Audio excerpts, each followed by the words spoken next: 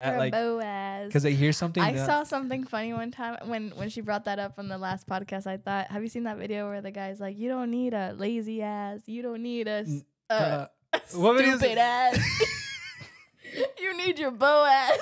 Wait, is that like a? That was like, okay, but it makes sense. Cut though. it out. Was he It was like a preacher, and he was Oh, like, we getting you don't comfortable need- now. Okay.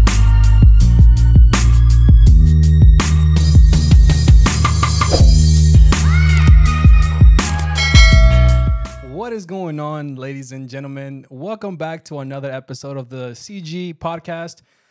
First of all, I want to begin by thanking you guys because today marks the day I reached 3,000 subscribers with over 350,000 views on my channel. And this year, I have a goal. We're going to try to see how fast we can get to 4K. So, I'm kind of excited about that because our content game is about to be crazy. But without further ado, let me introduce to Adriana, Brandon. Thank you guys for being on my podcast. How are you guys doing today? Doing good, man. Thanks for having us on the podcast. Finally, we finally got caught up to the big leagues. Hey, I know. I feel like we've been watching from the outside for a long time, and we're finally in in the game. We finally Yeah. made it. Right. It's because I always wanted to have a podcast like this where I can bring my friends. But originally, like the podcast we had, we wanted to do more of, more health issues or things that I've been through. You guys know more than anybody else. So Right. I want to let the people know, Adri and Brandon, we became friends through a small group. And we were talking about small groups last week. But if you guys are listening or watching on YouTube, Adri used to be our leader. Right, Brandon? That's right. How you think she did? Well, I mean, obviously she did an amazing job. A couple of years later, got married. So I mean, That I is can't not. complain. That's not what happens. That's not what usually happens with leaders. Yeah. Actually, that's you were great, to be honest, Adri. We give you props. We always shout you out. I think last episode we shot you out with when Bella was here. Yeah, so I we didn't catch it. I'll have to rewatch yeah, it. now you gotta rewatch that one. That's you're not watching the episode, but I watched the whole thing. All I remember was that you called Bella out for her booger, and so now I'm traumatized that. listen, we gotta be transparent with the people watching and listening, man. But listen, I'm excited to have you guys here for real. Like, you guys, we grew a lot into each other. I felt like, especially through the small group and learning through a lot of process. But we're gonna get into that. We're gonna get in mixing a little bit. But let's talk about you guys' marriage because I felt like you recently about a year and some change now. Well, a year actually. A year in 1 month. This month actually. Got you. So a little over a year. So let's talk about that. So how was it like at the beginning when you guys moved in? How was it, to be newlywed? What were the nuances that you felt you had to adjust in your life? Or, what are some of the things that you're just like, dang, I can't believe I'm giving that up, or like, things like that. Yeah, let's talk about it. Let's get mixy, You first. Yeah. So I will say when we got married, like everything happened at one time. So literally after I proposed, like 4 months later, we got married, bought a house literally the same weekend, and kind of just everything started rolling together like that. So we were just go for a long time. Yeah. And then, obviously with a lot of family and a lot of friends, just always on the go, doing something, going on trips, and kind of meshing that with, building, our foundations as a married couple for newly married. You know what I'm saying? So, yeah. Awesome. I think because everything was happening so fast, we didn't sit into the realization of what we were adapting to. So everything was just like, there was no time to really think too much, but it went well. Like it was a year of like, go, go, go. But we didn't really get to sit and be like, oh, this is what the adaptation feels like. Got you. I know you guys seen a lot of like the Christian memes, right? Where like Christian couples get married so fast and stuff. I feel like that happened really fast with you guys. But you know what? Maybe you should guys give a little insight on like, why is that? Why is it that you feel like, Christian couples, they get married so quickly and, it feels like really, really fast, What do you think that is? Like, what is it that like maybe it's behind it? Or like, maybe what made Brandon, when you pursued Ali, like what was the, all that?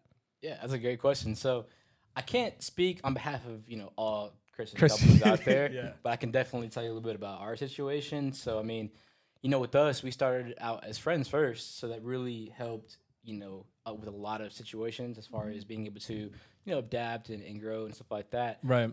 But really, honestly, it came down to just like I have this amazing woman in front of me, amazing values, qualities. We believe the same things here. So that's what made that decide to move at a quicker pace. Gotcha. 'Cause I think definitely having those same belief systems, Yeah. as far as what it means to be a Christian and follow Jesus and whatnot, and those values, that's like the main aspect of the relationship, in my opinion. So, Gotcha. and everything else would come, naturally from that. Okay. Yeah. I have my like pros and cons of like Christian relationships. Oh, think- hold on. Let's hear this. And like speaking from past relationships, I feel like I saw that there was always this rush to get married so you could have sex. Right. That is actually, I appreciate you being honest about that, because I feel like a lot of people, and I don't mean to interrupt you, but a lot of Christian couples, I feel like, yeah, they're loving this and that, but a lot of the times it's because, they want to get it in. You know what I'm saying? So go ahead. And that's thankfully, I think what Brandon was saying, like that since we had a small group, we were friends for like more than a year, and we would hang out like every week with our group, with you. We used you as a third wheel a lot, just so we could spend more time together. But I would say that we got to know each other as friends first, which most Christian couples don't really get to do. So I think they just kind of rush that part where they know that within Christianity, like the right thing to them is not to live together before and stuff like that. So they try to like rush all those steps, and then they don't really ask the important questions till once they're in it. Gotcha. But what I do appreciate about the Christian relationships is that they do ask certain questions like earlier in than secular dating, I guess you would say. Yeah. So secular dating, I think it's more like, maybe you can jump in here, but it's like more. Brandon, you've been in the mix.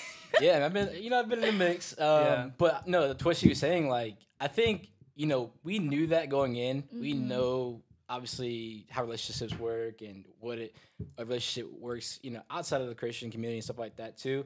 So we really took it seriously. That was the main difference, this time around with this relationship was that, like, dude, we were in, like, not counseling, but we were in, what was it called?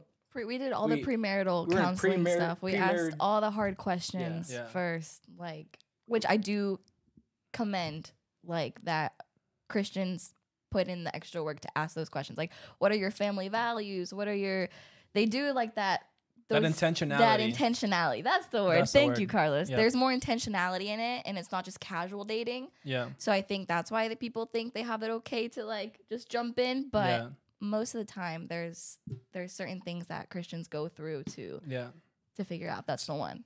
So I appreciate you guys answering that. So the reason I'm even asking all these questions is because, I personally feel I've known you guys for some time, and for the people that are listening or watching, like, you guys are like a really like prime example of what I feel like a process of like dating, going into a relationship, and marriage should look like. We've always praised you guys for that. I run the friend group, because I feel like you guys did it the quote unquote right way. You know what I mean? Mm-hmm. So for the people that are watching out there that maybe have gone through, relationship issues and all this stuff, like, what was it that, like, for example, when did you know, Brandon, that like Adri, was quote unquote the one? And then when did you, Adri, reciprocate that? Because, I know that from what I saw on the outside in, you had to pursue Adri and things like that. So maybe if you can talk about what advice you have for men, or in your case for women, like, what is that like? So maybe people can get a better idea of what it should look like, you know what I mean? Or what they should be looking out for or experiencing and things of that nature.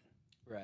So you're asking all the big questions now. The big questions, of course, okay. yeah. So what do you want me to start first, right? As far as how so how did you know that Adri was the one, because you can even tell us about your pursuit process, what you went through, things like that. Okay, so I think we all know it came down to Miami. So we took give a little people a background real quick. Yeah, so you can't just say Miami. That sounds weird. But so basically, at the time when I decided to pursue her, I think certain situations in our life happened, personal on both sides, and I think at the point of realizing, hey, you know what, I don't want to lose her in my life, even just as a friend.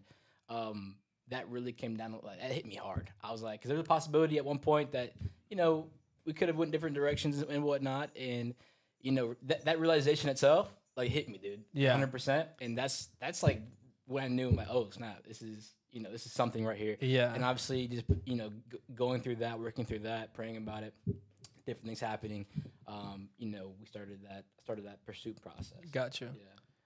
Yeah. What about you, Adri? How'd you reciprocate to that? What was when did you start finding out that So my homie was the one? Brandon knows this, but when The truth since comes out. we were friends, we were friends for so long that it was so hard to like see him in a different light at first. Like I kind of like played with the idea, but I never actually, like when he was actually pursuing me, I kind of had to Quote unquote. yeah, I don't like that word. Like Bella says, it's cringy. Yeah, Belle's is gonna be like that. Is that one of the cringe words? We're gonna It's talk one of the about cringe that. words. Let's get into that after. But I had to like kind of switch my mentality on how I viewed him, and I had to start seeing him romantically, and that was hard for me to like. Our first kiss, I remember I was like, I just kissed Brandon, my friend. It was weird. It wasn't. Was it 80-20 or how was that? 50-50? How'd it go? yeah. And what was it? Whole 100, Brandon? It was 90-10. No It was comment. 90-10? Nah. Dang. Adri? Like that. It wasn't like that. On Hitch, It the was movie, I heard it was like 80-20, so I don't know about what's up with that. You guys saw Hitch? Do you I saw remember? it. That's a classic, bro. That's a Wow. classic, Yeah. yeah.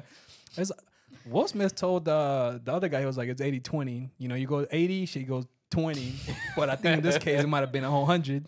Well, but But it worked out. It Listen, worked out. It did work out. It It did work right. out because when God has a plan, everything falls Yeah. into place. But that was one thing. Like we didn't have to force it. That was something that gave me a lot of peace about the journey of dating. Gotcha. It was like it wasn't forced. So like Right. I was very real with him when I told him, "Oh, I'm not really feeling it right now." But I was really real about that in the beginning. I didn't know but you said that. I did say that, I'm just and kidding. then things just kind of fell into place.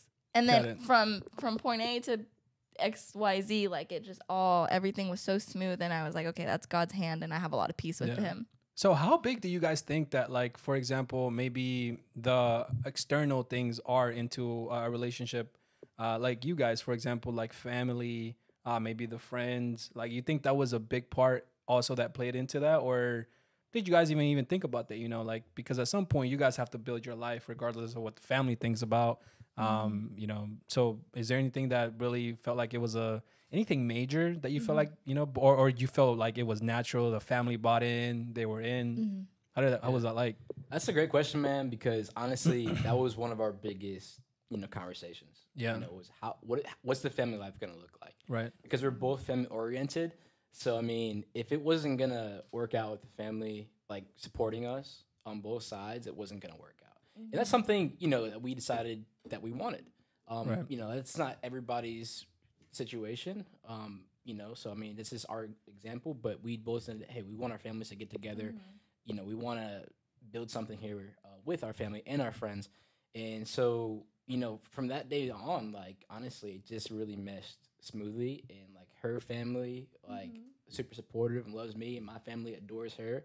Probably even more than me, honestly. So, I mean, just because of that and having great friends as well, it really helped us to, get to where we are now. Honestly. Gotcha. Yeah.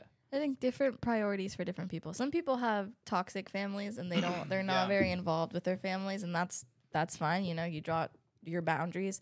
But for us, we both had it was important to us. So Gotcha. that worked out very well. Yeah, that's good, man. Because like you said, a lot of people roll different ways, but I think even for me, eventually, like when I find somebody, like I feel like it would be the family aspect has to be big. You know what I mean? Like it will have to be like some type of, I don't know, that bond and that mesh has to come and be like, yo, like, because family is important, especially I guess you can take the priorities and what's important to you. So I appreciate you guys answering all those questions. I know it's a little tough. And Can we ask you? Wait, we Yeah, said it's- before we started this is not about to be a Brandon Addy interview. Carlos, what do you have in mind for marriage? when? Or what? What do you picture? What do you think about? When marriage, okay, so you got me in the blender here. Okay, so hey, this is my podcast. What are we talking? What are you doing? And we told y'all, man. No. I appreciate you guys. Okay, so I think there are some things that I'm working on, and that's not an excuse. I feel like marriage and finding that someone you're gonna spend your life with, it's a big big deal. Like it's, to me, is big because as guys, if you guys are listening or watching my YouTube channel, even you guys know, like my health has been always, since you guys met me, like a very big deal in my life. And to give you guys, I guess, a better insight when it comes to that, you know, I deal with my health issues 24/7, you know, 7 times out of the week, 360 days out of the year. Like it does, I don't sleep from it. Like I am, it's a full-time job along my other full-time job. And then, you know, on top of that, I have to be, you know, a family man. I have to, you know, have time for my friends. And again, that all comes into my mind and play a role. And if I'm being honest, since we're in the podcast and we're getting mixy with it, I don't consider myself a selfish person, right? So whenever somebody comes into my life and I go through health issues, it's almost like I don't want to put that person through that because I know what it does to my family when they see me hurting, when I go through surgeries, procedures, when I'm having bad days, you know, like I see the suffering that they go through. And to me, seeing somebody that I love hurts me. So damn, I'm about to get emotional, but it does. It really hurts me. So that's another hard decision that I have to make to somebody that comes into my life, you know, and it's not just as easy. And, you know, people think that, oh, it's your health. If somebody loves you, they're going to love you. I believe that. If somebody loves you, they're going to roll with you. They're going to ride with you. But because I'm not a selfish person, because I deal with health issues and because I'm already suffering, I need somebody that comes into my life and kind of brings me that peace. You know, I don't want to come in and have these arguments all the time. You know, I don't think, you know, I understand that we're going to have to argue. We're going to have to, or at least have conversations and, you know, but I need you to understand that I'm beyond past that in my life. I want peace in my life because I already suffer again from something that I can't control and my spouse won't be able to control. So that's hard. To me, is really, really, really hard. And again, I have, you know, as a man, I consider myself the provider. So I consider that too. And even though I'm blessed with having a job that I work from home and I'm able to, you know, to take it a little bit easier than most people, it's still hard. You know what I mean? It's still, you know, being able to provide for that family. And I have to think about all of those on top of what I already told you. So it's not really just an easy decision. And on top of that, of course, I still got some things that I want to work out with myself, with Jesus, to become a better man, you know, but internally that's what I go through every time. And that's why it's kind of rough. It's kind of difficult to deal with. So I appreciate you asking that question. I respect that, bro. I respect that, you know how you are, you know what's going on, and instead of rushing the decision, yeah, and whatnot, take your time with us. Yeah, and you know, even thinking about that today, I went to watch my brother play soccer earlier today in the morning, and I'm like, man, even when I have kids, like I want to be out there playing with them, but sometimes because of my issues, I can't, and that hurts me because I know what type of brother I was when I was healthy. I used to take them to practice. I mean, I used to be their coach. Like, and sometimes not willingly, they would just be like, yo, you're here all the time. Like, and coaches need help. I would be like the assistant coach. I would turn to assistant coach. So when it came to my brother and my sister, I was always there every single game watching them. Sometimes I will come from school, ROTC program, tired, really tired. And they were like, Carlos, can you play with us in the trampoline? And I had to make an extra effort because first of all, I wanted to be the brother that I never had. And then second of all, I wanted to experience what like a father figure would look like. You know what I mean? And I feel like now I'm like, dude, how would I even be able to do the half the things that I used to do? And I feel like that also hurts me because I won't be able to fully do the things that I want to do with my child. And that is also something that I think about, you know? I'm not saying that, you know, God doesn't have the power. No. It's just more of just, you know, things that I have to just, I guess, come into agreement with, like, hey, this is what it is, and you're going to have to work together with it, you know? Mm-hmm. So, all right. Well, we went to a wedding yesterday, and they said something that I just thought of right now while you were talking. They said that marriage is not about having everything figured out or having the answers to everything, but it's about committing to figure it out with somebody. So as far as like being all perfect and ready for that person, it's about finding the person that's willing to love you, and you're willing to love that person through the process of getting the answers and getting to where you want to be. Dang, that's deep. That's good. I ain't gonna I needed to hear that one. Hey, there's a reason why we're here today. The mic's over here, hey, hold on, drop the mic real quick. that was good. Nah, I appreciate that. Thank you for those words of wisdom because Yeah, it's a lot. But you know what though? I feel good where I'm at in life. I feel like again the projects that I have going on. I feel like I want to keep getting into that. My career, of course. We've always talked about that. And we're about actually got to get into the mix with that a little bit. So things of that nature. I feel like everything's gonna come with time. But That's true. I know it's coming. I definitely want a Christmas where we get to get in onesies with the with the wifey. That's a must, bro. You know what I'm saying, bro? Yeah, watch some movies, bro. Like I was thinking about that, and I like, you know what I mean? You know what I'm saying, Jamie? Yeah, Jamie Jamie's knows back what's there. up He over knows there. what he knows. He's like he's grinding. He's like yeah. He knows. But awesome. I'm glad we had this conversation because we're getting deep. But we're gonna transition into talking about careers. As I mentioned to you guys earlier, I was like, hey, I wanted to bring more awareness and more light into what it's like to get to a certain career, right? We all have different routes, and sometimes the destination might be the same, but the process to everyone is different. And I wanted to bring that more into light into YouTube because I felt like when I go into YouTube and I'm like, yo, how do you become a lawyer? They give you a lot of like the external things, the classes you need to take or the school you need to do and this and all that. But like, what is it like to get to a certain point, right? So which one of you guys want to start first? So I can ask, Adri, you're going to start, we're going to get with Let's go. So you're a loan officer, Adri. Yes, I am. Right. So how did you become a loan officer? What was the process like? And then, maybe some of the things you had to do, maybe some of the nuances, or maybe what was it that like made you get into it, stick with it, and also some of the hardships, like get into all of it, be real. I want people to hear what's it like and what you think about it. So Sure. Okay, so I got my license in 2019. I was still in college. I was at Georgia State. gang, GSU. GSU gang, what's up, bro? Bleed blue. I'm gonna say hootie hoo. No. Hold Let's on. Hold on. We might cut that out from the podcast, bro.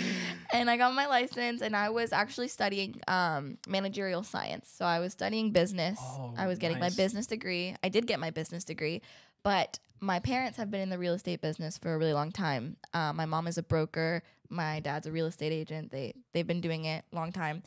And my dad was the one that told me to get my license. And I did not want to because I was like 20 and I had different plans. I was like, this is not what I want to do. But he wanted me so bad to get the license. And so I remember I took off one spring break and I just studied for it because I felt so much pressure from him. I lived with them, so I felt so much Right. pressure from him to do it. And I didn't want to let him down. So that's why I did it. Gotcha. But it was terrible. Like I didn't understand anything of it. Like I didn't like it. It's mortgages. I didn't even know like what a mortgage consists of.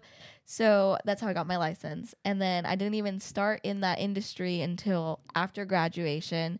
I went to go work for Cox Enterprises. I was there. I remember that when you were interning. Yeah, it was like a dream job. I loved that job. I did like community volunteerism and stuff like that. Yeah. So it was like a whole different corporate job. But I was doing that for a year, and then COVID happened and my contractor position ended. So my contract expired. Gotcha. So they didn't renew it because it was COVID. People were losing their jobs. So in that moment was like, well, I have my license to be a loan officer. I'm going to go ahead and give that a try. And then I gave it a try. And because of my parents, I had a lot of business up front. And then it was just the most emotional thing because this is people's livelihood. Yeah. Like this is people that put a lot of money down to buy their house. This is like their dream. This is like where Right. they're going to live. And so many things can go wrong during the process of buying a house. And when you just kind of jump into it and try to get people their homes, it was really, really like, it was emotional. There was a lot of nights that I spent crying. I had nightmares because Really? it was a lot of pressure for these families for me to close their homes. Ooh. And that's kind of how I got into it. And then 3 years later, this is what I've been doing. And it's honestly it's the best job ever to be able to help people and get the people dream into house. their homes. Yeah. I feel like because that's like the American quote unquote dream, and Yeah. they're buying that house, and you're able to be like a liaison, like between all that and like being able to like provide that. What are some of the things that you felt like? Can you give us like, do you have any like horror stories when it comes to that? Like, what was like something that like didn't work out, or what was something that you felt like, yo, like, you got into the Horror weeds. stories. Okay. Yeah. Or anything that was you Recently, felt like was bad. I can think of something recently. Like, so buying a home is, if you're applying for a loan, it's about like a 30-day process. Like, it could be anywhere from like 15 to 30 days. Typically, it's like a 30-day process. Yeah. You find the house, you get pre-approved, you find the house for the pre-approval amount that you receive. So let's say I pre-approved you for $400,000. You go with your pre-approval to go look for houses around that price range. And then you submit an offer. If you submit an offer and you win the offer, you're under contract. And that's when we start working on your loan. And we do an appraisal on the house. So we see if the house is really worth $400,000. We do. What if it's not?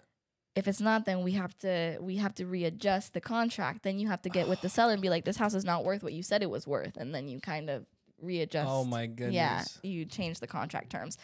But I would say that one of like the biggest horror stories is like midway through the process, somebody lost their job, or recently I had somebody that changed the kind of they went from like hourly wage to commission.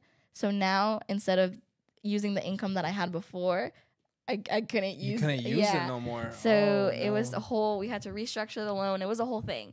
But stuff like that, because people put deposits down to put away, like to a deposit, like an earnest money deposit, to kind of like I'm thinking in Spanish, I'm sorry, to like put aside? Yes, to separate the house. Like, so when you submit an offer, you submit it with an earnest money amount. Oh, is that like showing like interest kind of thing? Yes, Or like so you're it's on like, this is how on board I am. So if anything falls during the process, the seller is going to keep your money. So let's say you put $5,000 down to separate that house for you, like to go under contract. Wait, that's a thing? That's a thing. No mames. You put an earnest. So if anything goes wrong, I lose that client's earnest money. Like, I lose that client's deposit. If something goes wrong, they lost their money. Oh no. If we're not within the terms of like, if we're not within the contingency terms, which means like, let's say, and I'm getting really no. We love to hear this Okay. because I want people to hear and watch this. Yes. Let's say that $400,000 house that you submitted an offer on your contract, you put that you were gonna give $5,000 down during the process. Gotcha. You have a certain amount of contingency days. So you have a certain amount of, let's say it's 15 days of contingency day to get a conditional approval from the bank. Okay. If something happens within or outside of those days, you lost your money. Oh nah. Does that make sense? Yes. That's what I'm saying. Okay. What? So you have to make sure, like, if that would have happened outside of their contingency days, which I'm pretty sure that's what happened. Yeah, now that I'm remembering, she switched jobs while she was outside of her contingency days. So the money was already at risk. Oh no. The money that she put down. So it was already at risk, and then she switched jobs, so it made that worse? Yeah, it made it worse. So we had to find another solution. But that's what happened. So that's why it was stressful, because it was a lot of things when I first started that I was learning. Yeah. And I felt responsible for all these people's homes and money. Yeah. And if something went wrong in the process, they could easily blame me. Or there's other times where I had clients that bought cars in the middle of their process, and that messed up their credit. So it's like the credit that you originally had is not the credit you have right now in the process. And we have to either find a new solution or restructure the loan. So rule of thumb, I guess, is like while you're going through that buying process and submitting all those applications for loans and stuff, it's basically not to do anything. Keep your job. Yeah. Don't apply for anything else. You know, no new cars, credit, none of that. Just keep it what it was. Yeah. In the process of buying a home, you want to keep everything the way it was when you applied for the loan. Or else you could lose the money. Exactly. Oh, dang, dude. That's wild. See, man, it's the market, especially now, it feels like it's scary. You know, what do you think about that? What do you think about the market, man? What do you think about the market? Yeah. What do you guys think about that right now? You guys just bought a home, so you know, I think you guys will be a good experience, like a good talking point. Yeah. So I just want to say I see all the horror stories. I learned a lot about this industry through her. So but yeah, I mean, obviously the market right now. I mean, obviously things are high, but I think long term, you know, buying a house is still a really good investment. But it's up to her to talk about. Houses are always appreciating, so it's not like buying a car where you're buying a depreciating asset. Yeah. Like it's not even an asset. It's not an asset. It's not even an asset at that point now. Yeah. I got you. A house is an appreciating asset. Gotcha. So when when we're talking about, okay, the market, the rates are going up. Okay, but so is rent. So is everything else. Yeah, everything else, man. And I mean, what I tell clients is, as soon as rates go back down, once we see them go back down in the future, like let's say right now they're like at a 7.5. When we see them go to like a 5, everybody's gonna want to buy a house. Everybody and their mamas is gonna be buying a house, so they're gonna. That'll be me. But it's gonna be people putting $30,000-$40,000 over the actual value of the house. So that's why I tell people: do you want to compete with those people that have more cash on hand, or do you want to qualify now, buy the house, and then refinance when the rates go down? Like when you refinance a car, you change the rate. It's the same thing. So okay, but what are the odds of that happening? Like typically, is that like when you refinance? Is that also a hard process, or is it more easier just? It's easier because you already have the house. Yeah. Okay. Well, got you. Yeah. So Adri, I want to plug you in. So who do you work for? How can people find you if they want to find you so they can work with you? Where are you licensed at? Where can you? It's Georgia. What else? Georgia, Florida, and Texas. Okay, so 3 states. So if you guys are listening and you're interested in... But we can do loans anywhere. We can... Oh, yeah? Yeah, I'm licensed in 3 states, but we can do loans anywhere. Oh, because of your company? Yes. Okay. So how can they find you? What's your... plug in your... Whatever you got to plug in, I will plug my Instagram, which I'm just now making more content, so... Yeah, got you. Hopefully you like what you see. And I'll make sure I add that to the link in the description. We're definitely going to have... all this information so you guys can find her. And then, of course, the brand is Adri.ace.smith. Smith. That's my new last name. DeWent. DeWent is out. I got you. Appreciate it. Where'd she go? Yeah. I appreciate you sharing that. Thank you, Adri. Thank you. I'm sure that was very informative. Well, to me, it was, and I'm sure to a lot of people out there, too. So, Brandon, let's go over to you, my boy. Let's go. You've been a manager before, and you've had to basically work your way up the ranks, right? Mm-hmm. And for example, you were studying managerial sciences, so you would probably do something like what Brandon would have done, right? That's what I wanted to do. Okay, so but Brandon, you didn't necessarily get a managerial science degree. So how did you get there, man? How was the process? When did you start to become a manager? Because you were an assistant. You were at one point an assistant manager, but you also became a full-time manager, right? Different places. So a couple of different places. So I do want to say, a lot of times people think, hey, you have to get a certain degree and then stay at a certain job for X amount of time. But I'm here to say you don't. You don't. Here we go. Let's go. Talk to me. So basically, I took my path was definitely a little bit kind of all over the place, but it kind of made sense to where I'm at now. Right. So I went to Kennesaw State, and originally I was going to be a teacher. I love to teach. At the time, I was working at a restaurant, Papado Seafood Kitchen. Yeah, I love Papado. But shout out to Papado because I love Papado, man. man. Good food. Now, I was serving there like on the weekends, just kind of trying to get through school and whatnot. And then I got offered a management role. And at the time, they were paying really well. I was like 21 years old. I was like, why not? Let's see where this goes. So I graduated and didn't pursue teaching. Kept right into management. And then a couple years later, I was like, restaurants, they're cool, but it takes a lot of your time. Yeah. Weekends, nights. Kind of hard to have a good lifestyle there. So I went and became a manager at Enterprise Rent-A-Car.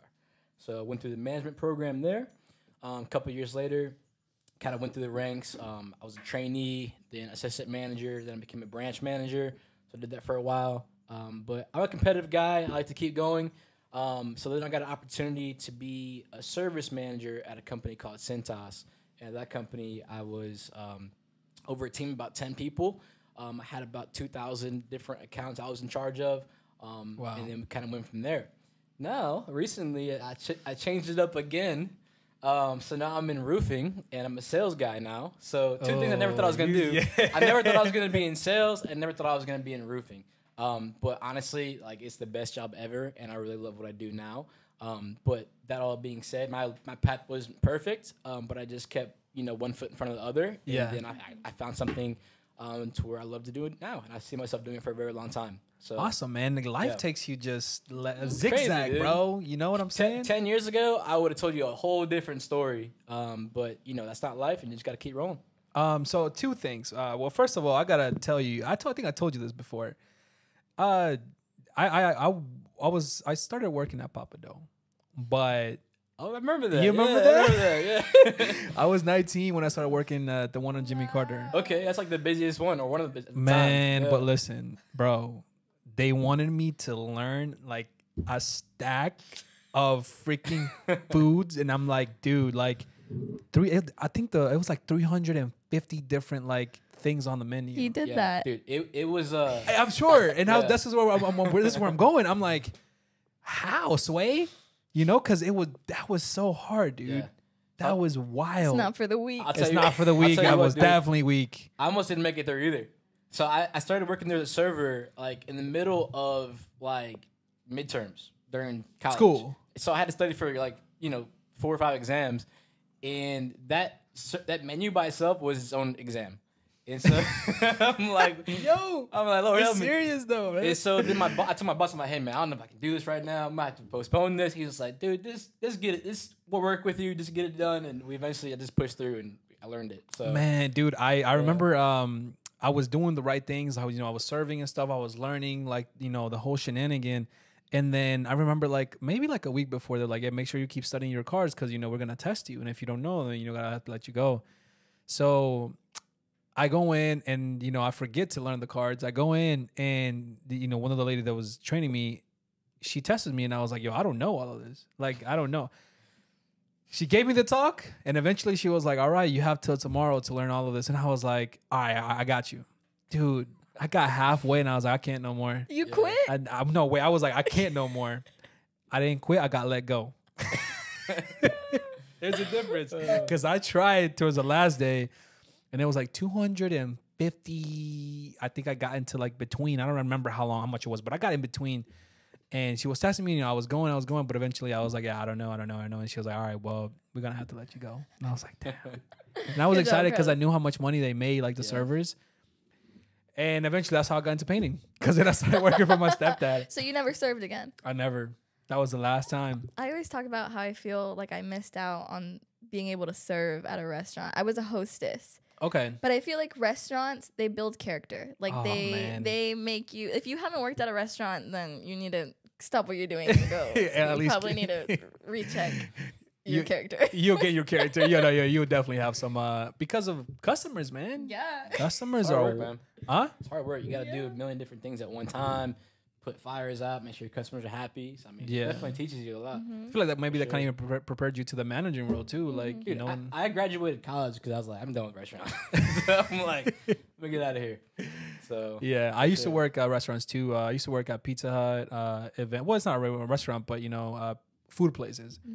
Pizza Hut events. When I was younger, I started working. I was like 16. I used to work for like legendary events, and they used to have events like Saturdays and Fridays where you could go and make some money, but you didn't have to really serve them. Like the food was already I don't know what it's called, but it's already placed for them to eat. You just have to go actually plattered. bring, you just have to bring it to them, which was easier. But it was cool, man. I feel like the food industry, that's a complicated one for sure. I feel like if I own something, it'd probably just be like a Chick-fil-A one day or like a Smoothie King, but nothing crazy, nothing where like I feel like, dude, that was a wild one, man. But Brandon, so going back into it, so what do you feel like are some of the, for people that want to become, managers or, eventually lead a team like you did? Yeah. What do you think are some of the qualities that you feel people need to have or maybe even learn, or gain? What do you feel like, some of the things or any advice that you have for people that want to become managers, or because some people like that, like that role and enjoy that. So anything that you have for people out there, you can share with them that you felt like maybe helped you as well. Absolutely, man. So with managing, anybody can do it. But what makes a manager great is being able to be a leader.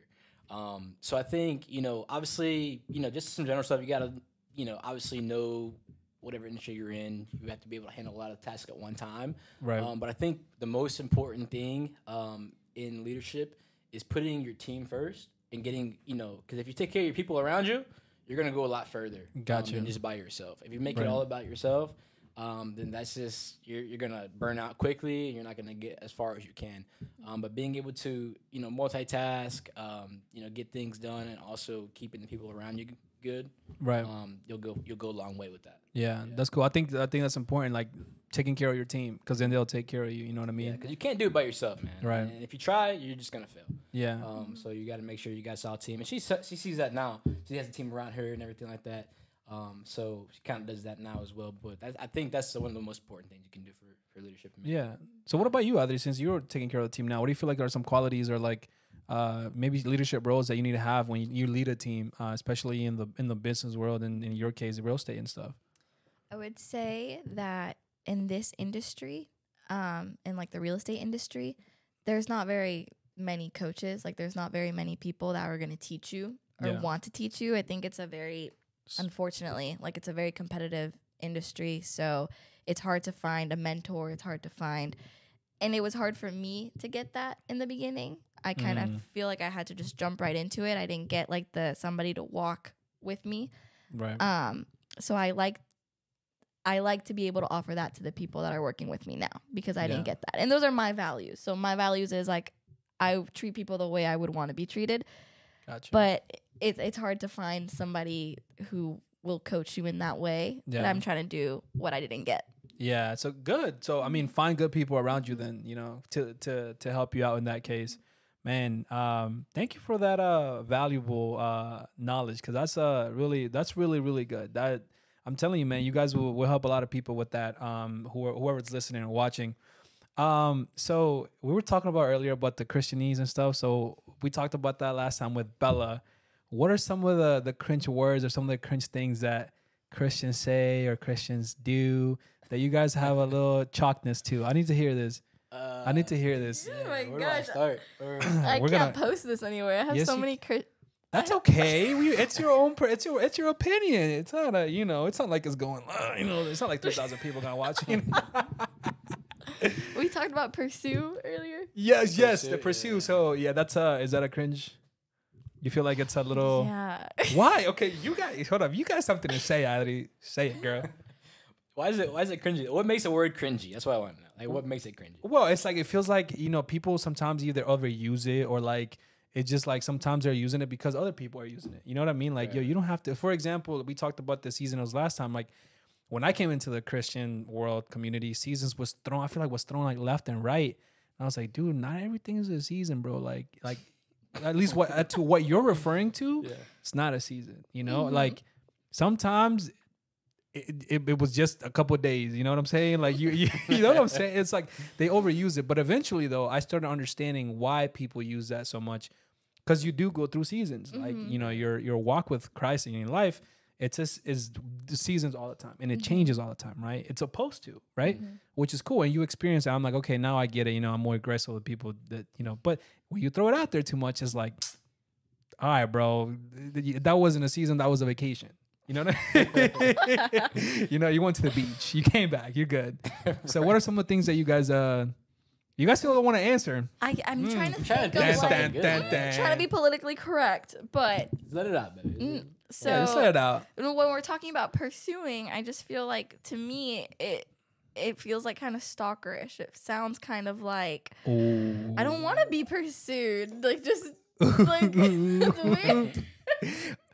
So it's not to you. It doesn't sound like somebody's like trying to, go all in for you. They're trying to Like, kidnap you. Yeah, you're just like trying too hard. It doesn't need to be like that. I do appreciate like a gentleman, somebody who is like Brandon did a very good job at. Shout out, Brandon. What's Young another? lady. I said, Adriana, I'm pursuing you right now. Yeah, Yeah, I just what don't if like you that. would've I said think it's that? overused, and I think it's like too much pressure. Like To you or to the guy? to the women, to like, what if she doesn't want to be pursued? Like, is it like a whole process? Wait, Like, you like- gotta follow certain steps here? Like, I don't know. Yo, that is funny. That is funny because I feel like a lot of women say that though. Oh, women say, I want to be I pursued. want to be yes, Oh. bro. Yes, all the time. You know what? Sometimes, man, I get it. Like, you have to pursue the woman. You gotta show that interest. But sometimes, bro, you gotta throw us like a lifeline. Like, let us know that you are at least interested. What are those little things, little donuts that flow in the water? Like, throw us one of those at least. Right. Let me just save me real quick. Let me know that you also interested. I can't just do all the pursuing, bro. Like that Did guy. you feel like that? No. Nah. You didn't feel like that. No. That's not what he told me. Like in my life rap. Yeah, I'm saying, bro. Oh God. So what about you, Rennie? Is anyone that you feel like you have a little? I can't think of a particular word right now. Yeah. What about Name some. actions? Oh God. What about you, Kissing the Carlos? mic. What do you think, bro? No, well, I was thinking. I was giving you.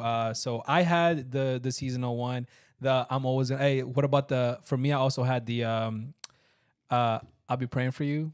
Oh, you said that in the yeah. last. I was about to think of that too. You know what I'm saying? That Bella had. I don't know. She had another one, but something about like, when women they want to find their guy. Oh, there's their like Boaz. Their Boaz, yeah, things like that. They're like Boaz. because they hear something. I saw something funny one time when she brought that up on the last podcast. I thought, have you seen that video where the guy's like, "You don't need a lazy ass. You don't need a stupid ass.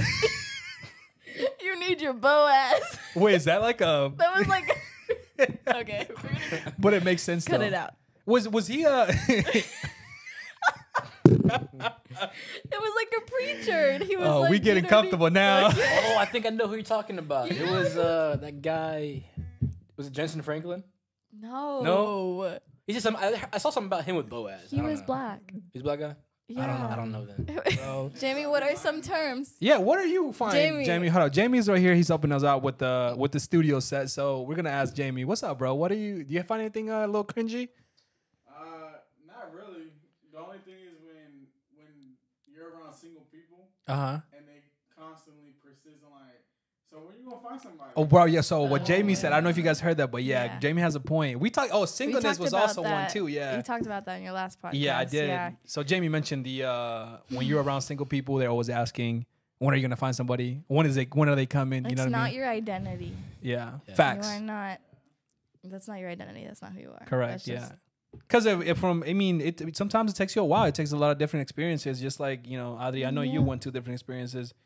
Brandon, you went through different experiences too. even. Hey, why are you laughing? Hey. The way he looked at me when he said that, I know you. It's because you know where I went. Where mine went to Yeah. to the gentleman. But I think to kind of what Jamie was saying, like, it's not a problem. What if you just want to be single? You know what I mean? man. Like, Yeah. it doesn't That's have not to- what life is about. Right. Right. It doesn't define you. But some women really, really look, and some men too, they look really, really forward to that, but you're missing out on your current life Yeah. if you're just thinking about what's to come. Like you're missing out on the years of Because you're singleness. concentrating on something else. Yeah. Yeah. Yeah. I think about that sometimes. I'm like, marriage works out. You're married for I don't know how many years until God lets you live.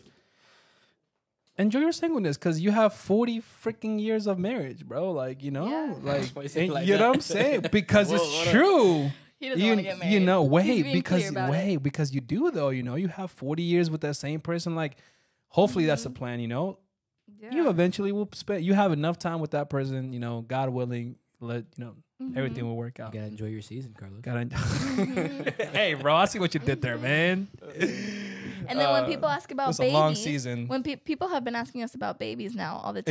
Is that something? So it's like, let me enjoy our it's like, singleness. It's like every time I see our somebody, it's like, singleness, our when are you gonna have a baby? I'm like, oh, that's right for you guys, because Like, let us enjoy the now. Is there a plan though? I don't want to be that guy, but is there you guys having There is an idea? no plan. There's no plan. There's absolutely it's no not. plan. There's no plan. I tell people I don't- we're not trying, but we're not trying. Uh-huh. So there's no plan. So there's no plan right now. Yeah. Might be a plan B though. Oh my God. Hey. I'm just gonna sit back. Yeah. I don't even know what to say. Hey, you like that was I'm just messing, guys. You know me. You know the homie Los. Oh, no, I gotta. You're gonna be a godfather. Tidy up. We're gonna delete everything in this podcast that has been said. I don't want my nephew, my godson or daughter to listen to what we're talking about right now. I'm just kidding, man. I'll be fired. I'll be in. I'll be a good uncle too. Oh, you'd be the Uncle best. Los. would. I'll teach him some soccer skills. Uncle Los. Uncle Los. That we're Oh, doing? that's Uncle that's a good ring to it. You know what I mean? Have you talked about your career? Did you want to I talk? haven't. Do you want to talk about your career? Oh, Tell us about what you dang. do. What it's like What's to you be- dated? You Yeah. got some things in the works right now, right? Yeah. To be honest, you know how there's always that character on a sitcom or something Yeah. where like you don't know what they do, but you know that they do it well, but you don't know what they're. That's how I feel about you. I'm not sure Huh? what. About the award ceremony, which is at. Oh, the Oh award yeah, ceremony well, too. you were at an award ceremony. Yeah. So, dang, Adri, we going there? All right, we can talk about it. I can post this as Yeah. as a clip. Hold on, you don't know what he does? Oh my god. Oh my god. And and she wants him to be the Godfather. Just saying, you know what I mean? Friends nowadays. Friends. Have you seen Friends? Have you seen Never Friends? seen Friends. Okay, so there's a character Chandler that nobody knows. Am I Chandler? Yeah, nobody knows what he Dang. does, but he has a nice office. Okay, Nobody- well, you know in what? New I'll York. take it. Is it a corner or no? No corner? No corner office? I mean, I'll take it. You know, I'll take the office. So what do I do? So let's talk about contracting specialist. So I am a contracting specialist for a federal government agency. You can't disclose the agency. Yes, it's for the CDC. So Okay. Centers for Disease Control and Prevention. You know, I used to say that backwards. I didn't know what CDC like it necessarily was, but now I do because I had to learn the hard way. So I went to school to get my bachelor's in economics, but eventually it was hard to find jobs. You know, to be an economist. Like I feel like people needed either a lot of experience or whatever. So I ended up applying for my master's degree. By the way, let me tell you, I'm gonna tell you the whole shenanigans because I will post this on YouTube and I'll make another clip of this. But so I went to school, and when I was applying for my master's degree, I needed 3 letters of recommendation. Am I saying that right? Yeah. Recommendation? Yeah. Recommendation? Recommendation. Recommendation. See, I always make recommendation. I needed 3 of We're them. bilingual. We're bilingual, by the way. 2.5 lingual. So I needed 3 of them, and I was missing 1 because the professor had gone out of town or out of the country or something like that. And when they got back, it was quote unquote like too late, you know. But GSU called me, and they were like, "Hey, you're still interested in?" Because we saw you started the application. I was like, "Well, first of all, I don't have my second letter, and then my third letter, and then I was taking the what's that test called? That the one you take for a master's degree? GMAT? Is it a GMAT? I don't know. It's the G. It's something. G something. Never got my master's. I think it's the GMAT. Is it the GMAT or? Because it's like something masters. Yeah, Assessment. I don't know. bro, play the one you need to get in and on all that stuff. I think it's something I forgot, but it was. I was like, dude, I walked out of that test. I had to walk out because it was so long, and it was so hard. And now, okay, damn, all right, no pun, but it was long, it was hard, and it was like 4 hours. And when I was halfway through, I was like, all right, bro, I'm out of here. I think it's not for me. But these guys called me, you know, from the office, and they were like, "Hey, are you interested in, you know, still applying?" And I was like, "Well, I don't have these requirements." And they were like, "Look, don't worry about it. You already went to GSU 1. Well, you don't need that second test." And I was like, Wow. "You telling me I don't need all that crap?" And I've been studying, so I was like, "I'm busting my ass." And on top of that, she was like, "We can let you in with 2 letters." And I was like, "Oh, they want me in." I was like, "Don't worry about it, big fella. I'm gonna apply." So I applied to Georgia State and eventually ended up getting my master's degree. And I wanted to be more of an like analytical role and stuff. But during the process of me me studying at GSU, I got reached out by a government agency that promoted Latino, I guess, working for the government. So Latino people, you know, who are in school. So I ended up getting an internship at the CDC, and that's where I met some of the people that, you know, helped me, apply to get into the government, to the federal government. So it was a blessing, you know. I think the internship was important because you made those connections to get in, and then you kind of, you know, I showed my work ethic, like, hey, this is who I am, you know, even though I might not have like the perfect, you know, grade point average, but here I am, you know, I'm doing the job well. I actually was doing a job. I felt like I was doing a better job than the people who were working there already, but obviously because I had a purpose behind it. I'm trying to get a job. And getting into the federal government it's just hard. It's very hard. So eventually, the job that was available with a master's degree was something called a contracting specialist. So what we do is, in order for the CDC to function, or an agency needs to function, the contracting officer, I'm not an officer, but I'm a specialist, an officer has the right and has basically the power or authority, I should say, to sign on behalf of the government. So if the government needs anything, right? In our case, we do a lot of IT. So a lot of software, personal services, computers, all of that. We built the contract, and it's a whole process, but we built the contract in order for the CDC to get those requirements. So we have the authority to sign on behalf of the government, like, hey, this is what we need. We sign, we built the contract, stuff like that. So that's what a contracting specialist does. Eventually, if I stay in that track, I will, become a contracting officer, and I'll have the authority. But right now I'm a contracting specialist. So yeah, that's what I do. It's not, I feel like it's good, it's rewarding. Benefits for the government are, amazing. I work from home, so that's fire. And of course, I always look around for other opportunities, as you guys remember and stuff. So that's what I do. That's cool. It's all right. We know what he does now. Yeah. I knew what he did. Yeah. I kind of knew. I just wanted to make you talk about it. So yeah, so we built contracts. But what were we at? I was gonna ask you guys something before we went into that, but I appreciate you asking. What about the event you went to? Oh, the event. So so at church, I was serving one day, and I helped this family out. It was a young lady and her mom. Shout out to Melissa, by the way. So that's a young lady. I met her. We connected, and eventually she was like, "Hey, man, you're doing things with your podcast, and you're doing things with your channel. You're serving at church. You should apply for something called the 35 on 30." So Gwinnett has a program where they recognize young professionals for serving their community and doing things for the community and stuff. So I applied, and out of over 160 people, I got nominated. So top 70 got nominated, and at the event, 35 people got awarded.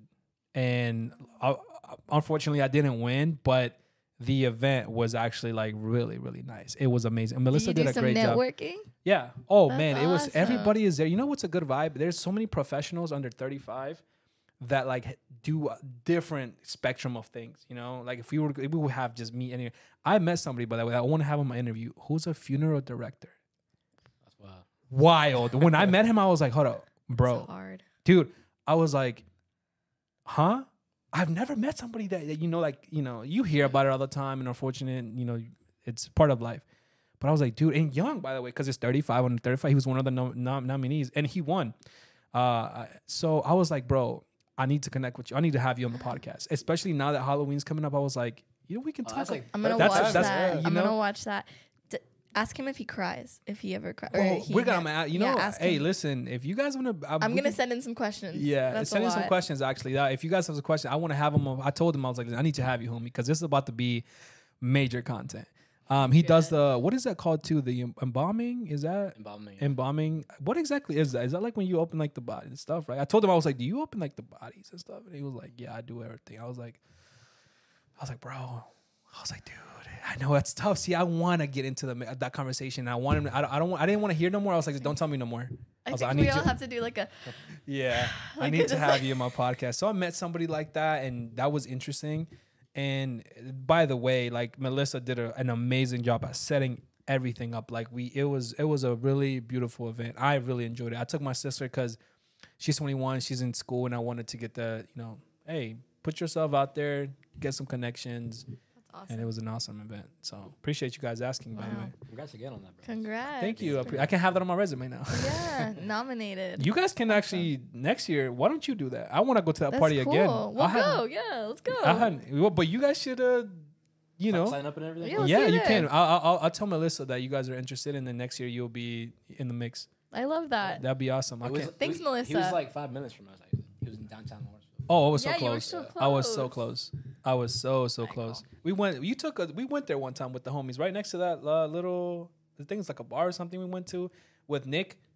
Remember that one time? The brewery. The brewery. Yeah, Okay. it was right there. It was right next to it. Okay. That is a cool brewery. Yeah. The one. What's it called again? The outdoor one? Yeah. Well, it was next to it. Okay. Yeah, it was like this. It was like a small space, but they set it up so fire. It was good. It was really nice. Okay. Awesome. So last thing, we don't want to. I'm gonna keep you guys too long because you guys are always busy. We're having a good time. We have nothing to do today. This is fun. This is awesome, right? I love Wait, these conversations. Jamie, can you see my pimple patch? Okay. Is a pimple patch coming up? We'll make sure we zoom in so people can see it. Okay. What? When I turn this way, you can't see it? Okay. Don't lie, Jamie. She's getting comfortable now. Yeah, No, I have to know because I'm gonna make us start all over. Take it off, start all Oh over. hell nah. We had to do that with Bella because the audio didn't like catch or something. So hopefully it doesn't happen in this case. Oh, really? Because if it doesn't, you have to return next week and Do it run it again. back. So last thing, what are you guys up to? What season are you guys on? Hey, you see what I did there? You know what I'm saying? We're on season 5 of Suits. Did you Episode- you guys episode start five. watching Watch it? Suits. Did you guys start watching Season it? 5 episode. Addicted. Who put you I on? love it. I think her brother put us on. Bro, that show is No. amazing. No, he didn't. I put it Listen, on. isn't like the first episode when he just like learns everything and Harvey is like, how did you know all that? It's amazing. It was like, I learned. It's amazing. Bro, that's one of my favorite shows of all time. I'm in love. I'm with glad her, people are catching up. Okay, something I'm willing to be controversial about because I feel Oh. passionate about this is I understand why England doesn't like Meghan Markle. What? I understand why they Why don't is like that? because I don't like her character. I have such a big issue with her character. You And don't think- I'm like, this makes sense. This is why they didn't accept you. I will say though, when we first started watching it, she was like, "Hey, Meghan Markle, oh my She's gosh." I was fire. like, the princess. No, I don't like her character. I love her because she was so straightforward. He's like, all right, you're done hitting on me. Let's keep moving. I was like, damn, my boy got it in the. I thought she did an amazing job. I love Harvey's character. Harvey's Oh such my God, Hey, he's you so know what's cool. my favorite line? What's up? Life is here. I like here. And I'm like, my man, that's my boy. I'm like, life is here. I like here. I'm like, I'm all about that life. I like here. I don't like here. I like here, That's my favorite line of all time. He's so cool, man. He's a cool guy, man. He's a- my favorite character. He's Harvey. He's the guy. You know what I mean? You know who I like though? I like Donna. She's fire. That's my favorite That's wifey character. material. Mhm. 100%. That's not Megan. That's her favorite That- character. that's yeah. my Donna. favorite. Donna Donna. is so good. Donna's quality. She's a real one for sure. Yeah, she Quality. goes in later seasons. I don't want to spoil for you guys, but she goes through it and like you can see more like of herself. Stop. What? Oh yeah. What? No, I'm not gonna spoil it. I'm just letting you know she's gonna go. Listen to me. I think season 5. Hey, You're man, about we to don't get wanna in know the about mix. that. We don't want to know about all that. Yeah, I know. man. We'll cap it all right there. I wanted to got you. I should have watched it with you guys together because that's a banger show. We can talk more about Suits. I love Suits. We still gotta run back our Titanic movie night, Titanic, bro. What's up with that? I can't believe Ali doesn't appreciate Titanic, bro. That's a banger of a movie. You know what I mean? You guys just want to see boobies. Hey, Listen to me. We are romantics, okay? The fact that Jack sacrifices his life, even though there was 2 spaces in that door. It was like this table right here. Yeah, there was space. You know what I'm There was saying? lots of space. You know what I mean? How can you not appreciate that, bro? I love that movie. It's one of my. I think it's my favorite movie of all time. we're just gonna run it back on the guys' night, bro. You know what I mean? Jimmy yeah. over. Yeah, you know, Jamie, you gonna put all through? that. Yeah, because girls don't understand what we do for them. I also don't appreciate that old Rose just throws the diamond in Oh, the yeah, ocean. Like, she- what a waste. You know What a She waste could've of set up her- money. She could set up her family, Yeah, generations to her come. granddaughter. She could have left something for her granddaughter. That was just toxic. I didn't like that. You know what's crazy? The guy was looking for it for like years, and she had her in her hand in the same boat he's at. She just said, "Fuck this shit." Like, She said, "I'm sending it." I think she had dementia a little bit. Oh man, but you know what's meaningful about that? Like the fact that where she was at the time, because they were right above where the Titanic sank. So Right. I guess what's meaningful behind it is, Sentimental. yeah, and it's all that. the fact that's where Jack died. So he's throwing her heart, like I'll never let go type stuff. Now I'm about to cry. Hold on, that's what it meant a lot. I was like, it was good. It was good. I cry when that song comes on. When she's like saved and like, doo-doo-doo-doo. I'm like, Jack, you left us. I get mixy. You wouldn't do well as a funeral director. Of course not. You would be No, he'd be in the corner. You know what though? You know what though? It would be more about because I'll be just be scared if I'm being honest. I'd just be scared. Yeah, I'm a wimp. But Do I you like believe scary in movies. ghosts?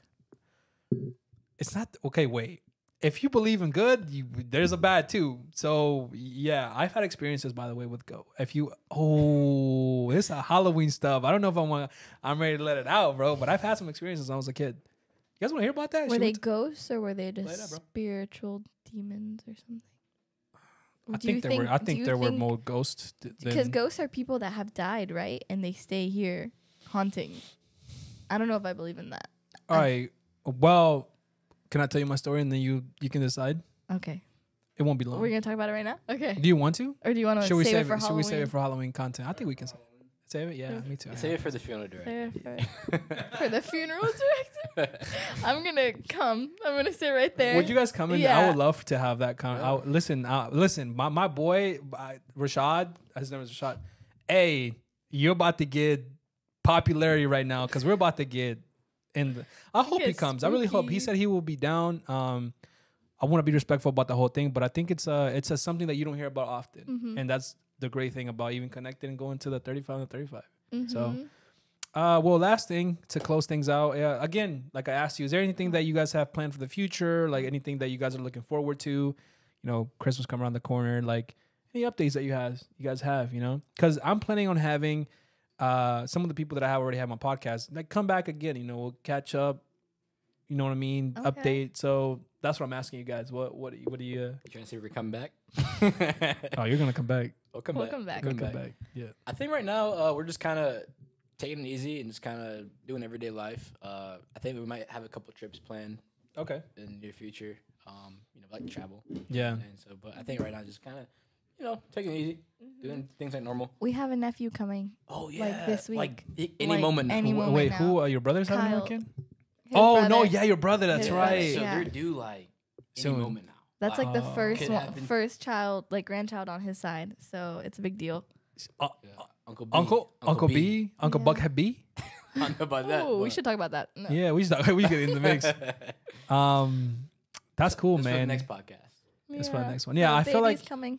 that's cool, man. Awesome. Congratulations to both, because auntie and uncle, man. That's gonna be Thanks, man. yeah. We gotta congratulate the homie too. You know what I mean? So- That's awesome.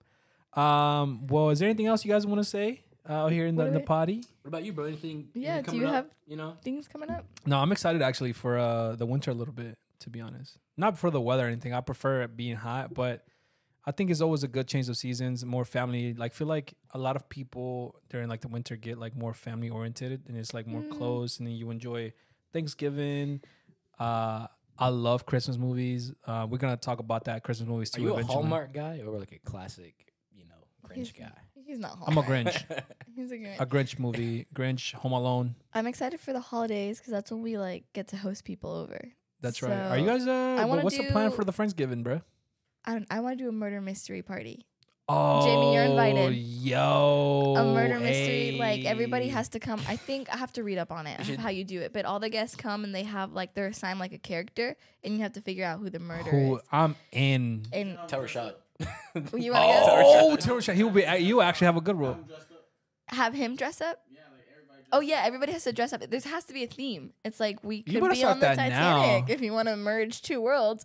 But I'm excited about that. So we'll probably do that this month, October. Yeah. Yeah. Is that Friendsgiving or like Halloween vibes? Yeah, are we doing Friendsgiving vibes or Halloween vibes? Okay. Well, let's work with October first, and then we'll talk about You November. guys want to come trick or treat at the house? By the way, listen to me. I don't have an excuse. Like I need. We- Like we're gonna show up, hit Carlos.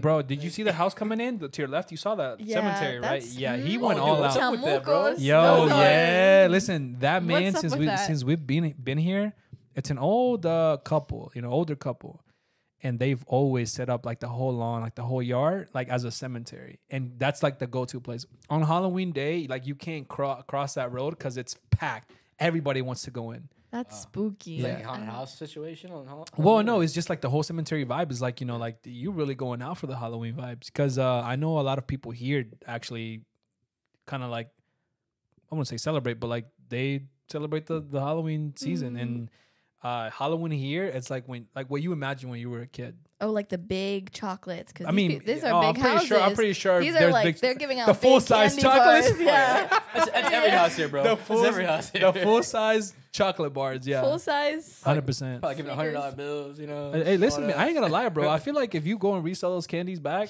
you can make some money off of that. I ain't gonna cap. You can make a couple hundred. Are we People gonna- have it. Did you celebrate Halloween as a kid? Yeah, I parents used to didn't when I let was a me- kid. My parents didn't let me for a long time. We don't And then- celebrate now because of my parents, but I did it when I was a kid, throwing eggs at houses, and we were bad, man. I think there's a lot of dark stuff on Halloween too. So I don't know if our kids will. Yeah, Yeah, I never But- really celebrated it. Like it was kind of like if we sometimes we go to like a church event, yeah. maybe like a church Trunk or carnival, treat. something like that. We Trunk did or treat? Trunk or treat. It's like they do that at like churches, and they like have different people open their car trunks, and then they give out candy. They try to do something different. Oh, damn. It's cute. It's That's wholesome. what y'all went through. It's- Dang. Now I understand. She was dressed up as Alright. Mary or something. I don't know. Hey, you dress up as Bible characters, and you give away little Bibles. You know? instead of candy? Yeah. That's like the most disappointing thing for kids. I feel like that's a little depressing. It was. Oh, man. Oh, guys, man. Thank you so much for being here, bro. This was fire. It's been a pleasure, man. Honestly, thanks for having us. Dude. This is It's a been fun. great conversation. To the people out there watching, thank you guys for watching another episode and also listening. Don't forget that, of course, you can subscribe to the YouTube channel, like the videos. We're trying to, get those numbers up. But I appreciate the love. Also, don't forget you can listen on Spotify, Apple Music, and also Amazon Music. So, don't forget to leave a little review. You know what I'm saying? If you're enjoying it, don't forget to like. I'm gonna leave the descriptions to Adrian's information, Brandon's information. And thank you guys for watching, man. Thank you for joining another episode with your boy. Hopefully you guys enjoyed it. And we'll see you guys on the next one. As always, take care and peace and love, familia. Deuces.